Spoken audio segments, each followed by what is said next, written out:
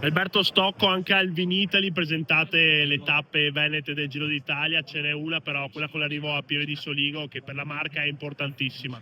Esattamente, proprio oggi abbiamo avuto tutto quello che serviva, la visibilità che serviva in un grande contesto come quello del Vinitaly. La Regione Veneto ha presentato questa meravigliosa tappa che arriva nel cuore delle colline del Prosecco, passando per il muro di Cadelpoggio. Aspettiamo 20.000 persone, aspettiamo una marea di gente all'arrivo proprio a Pieve di Soligo. Siamo tutti pronti ad accogliere e far vedere l'ospitalità veneta, l'ospitalità del muro, per dare risalto a tutti quelli che sono i nostri aspetti più peculiari di un territorio meraviglioso.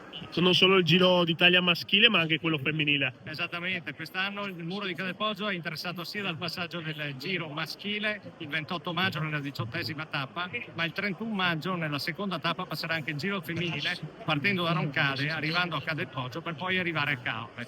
Quindi, come posso dirti, una situazione inclusiva, uomini e donne, cerchiamo di dare la massima ospitalità anche la domenica. Domenica è un giorno festivo dove aspettiamo il pubblico delle grandi occasioni.